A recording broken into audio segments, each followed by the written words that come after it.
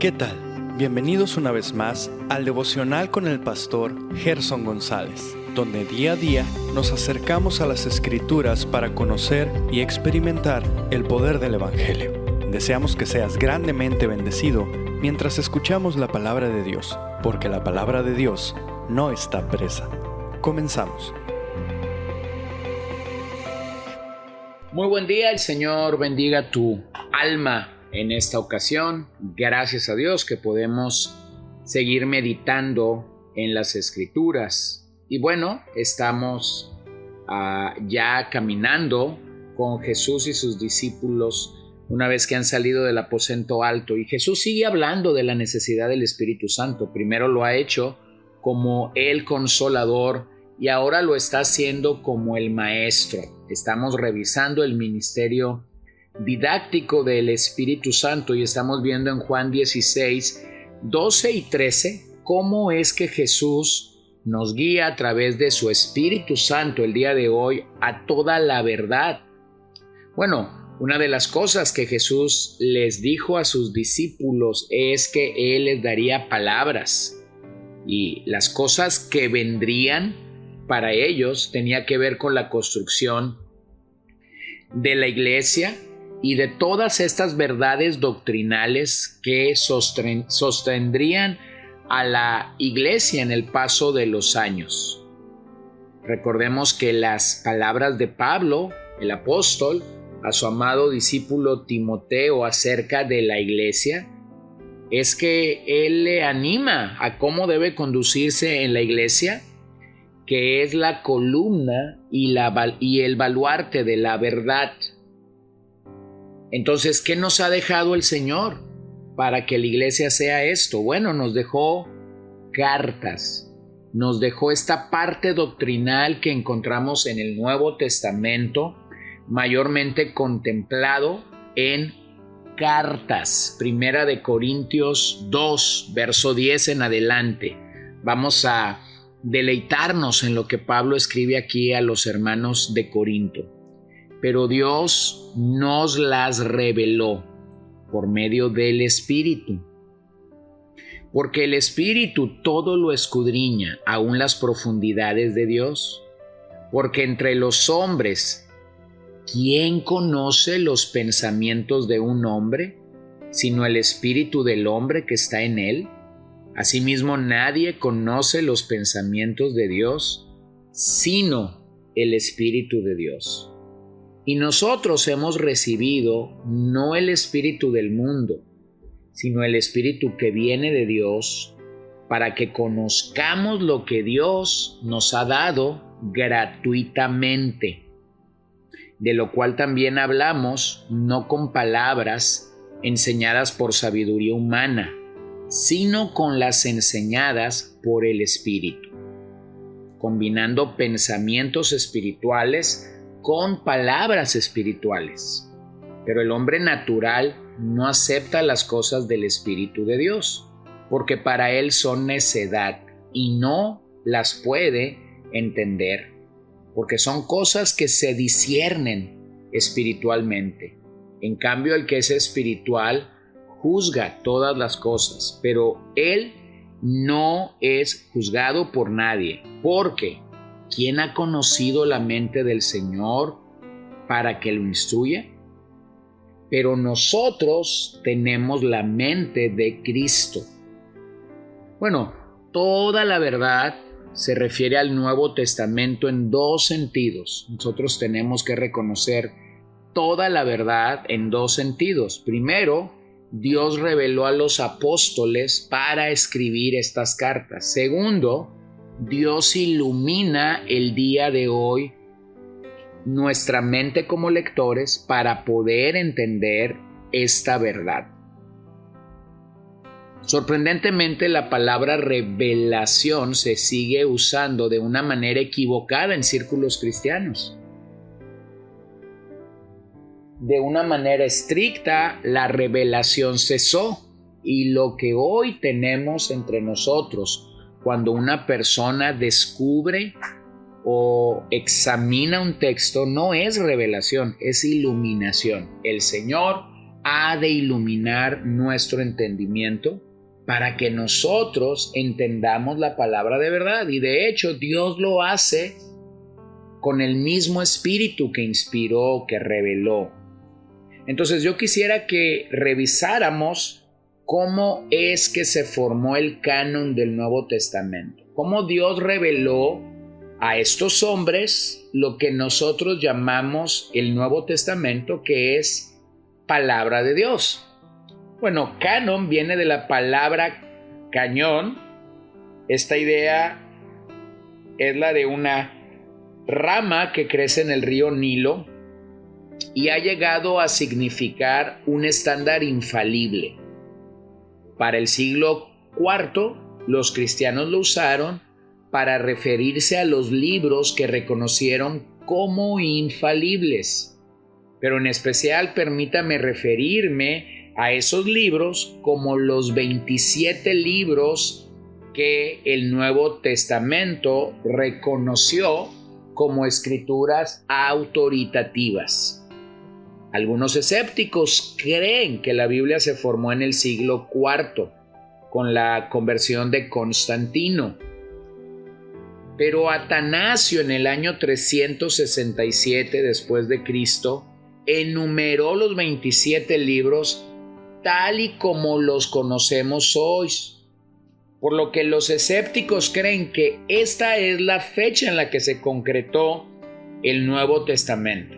Hay que ir un poco más en la historia y observar que ya Orígenes, en el año 250 después de Cristo, había dado esta lista, es decir, unos 110 años antes. Y había dado esta lista predicando un mensaje en el libro de Josué. De entonces estos 27 libros, 20 libros fueron indiscutibles. No hubo ninguna discusión acerca de si deberían estar en el canon del Nuevo Testamento. Permíteme referirme a ellos: 4 evangelios, Mateo, Marcos, Lucas, Juan, el libro de Hechos, las 13 cartas de Pablo, Primera de Juan y Apocalipsis. Estos 20 libros no tuvieron ninguna traba. Pero después 7 libros se discutieron hasta lograr que se aceptaran. ¿Cuáles fueron esos libros? Hebreos, Santiago, Primera y Segunda de Pedro, Segunda y Tercera de Juan y Judas.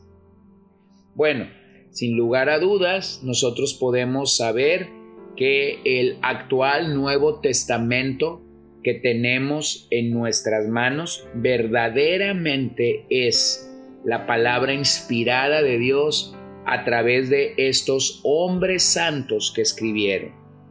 Hay 3 etapas de desarrollo en el canon del Nuevo Testamento.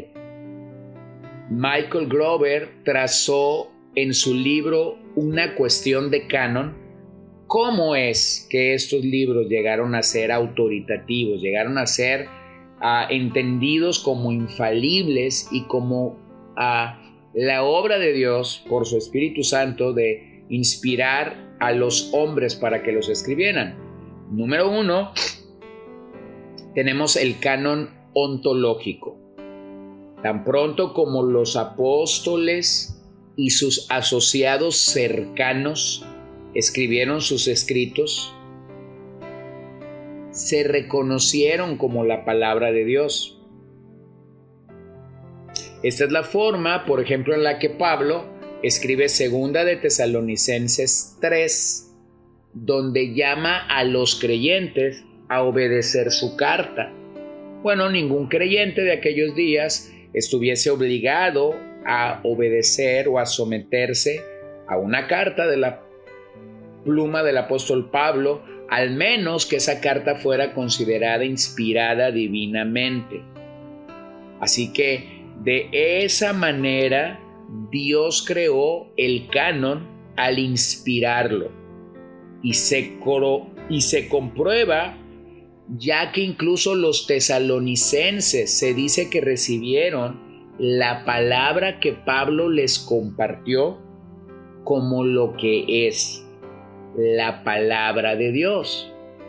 Ahora, nosotros entendemos claramente que también detrás de estos libros había autoridad apostólica, es decir, los santos hombres que estuvieron con Dios en vida escribieron, o incluso aquellos libros que fueron escritos por personas que no fueron discípulos, estuvieron bajo la mentoría o bajo la autoridad de los apóstoles. Por ejemplo, Lucas escribe su evangelio que lleva su nombre y el libro de los Hechos, una buena porción del Nuevo Testamento. Pero Lucas estuvo bajo la aprobación y el mentoreo de Pablo.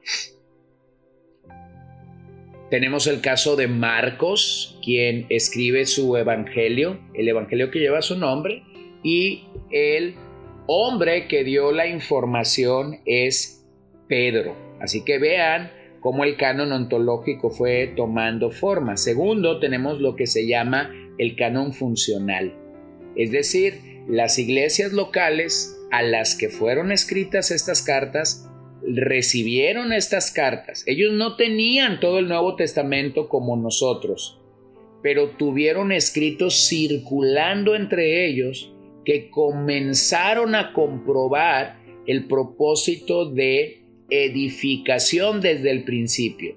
Entonces, cuando Pablo escribe, por ejemplo, a los colosenses, les dice que compartan esta carta con los de la Odisea. Esa era la forma como estos escritos comenzaron a circular y a tomarse de forma funcional para poder ser de bendición y edificación a la iglesia. Y finalmente tenemos el canon exclusivo. Orígenes, alrededor del año 250 después de Cristo, enumera estos 127 libros tal y como los conocemos. Y Atanasio, otro padre de la iglesia, ratifica la lista de Orígenes en el año 367 después de Cristo. Por lo tanto, debemos asumir y declarar: ellos no crearon el canon. Ni Orígenes ni Atanasio crearon el canon. Simplemente reconocieron el consenso de los testigos oculares y de sus asociados, quienes habían escrito siglos antes bajo la revelación del Espíritu Santo. Así que debemos de estar convencidos de que este Espíritu que reveló, que sopló su palabra a los santos hombres de Dios, va a iluminar nuestra mente para que reconozcamos, apreciemos y aprendamos de Él estas portentosas y maravillosas palabras. Así que oremos y demos gracias a este día a Dios por la guianza del Espíritu Santo. Gracias te doy, Señor, esta mañana que podemos confiar en tu obra perfecta. Podemos confiar que tu palabra es santa y perfecta, no hay falla alguna en ella, sino que tú tienes a bien enriquecernos por medio de tu palabra. Tienes a bien traer a nosotros aliento, claridad, sustento a nuestras vidas y poder encontrar deleite en tu palabra. Gracias porque ese mismo Espíritu que reveló ahora está a nuestro lado para iluminarnos cada vez que tu palabra es abierta en nuestras iglesias, cada vez que la Biblia es abierta en nuestro escritorio, en nuestra mesa, en nuestra sala, donde quiera que estemos. ¿Cómo no decirte gracias, Señor? Y gracias por lo que sigues haciendo a través de la proclamación de tu palabra para mi vida y para la vida de los míos. En tu nombre oramos esta mañana, Señor. Amén. Gracias por acompañarnos el día de hoy. No olvides compartir este devocional con todos tus conocidos y recuerda que puedes seguirnos en Podbean, Spotify y Facebook como CCBN Los Mochis para que puedas escuchar todos los mensajes, los devocionales y también seguir nuestras transmisiones en vivo. Esperamos que nos acompañes el día de mañana. Que el Señor te bendiga.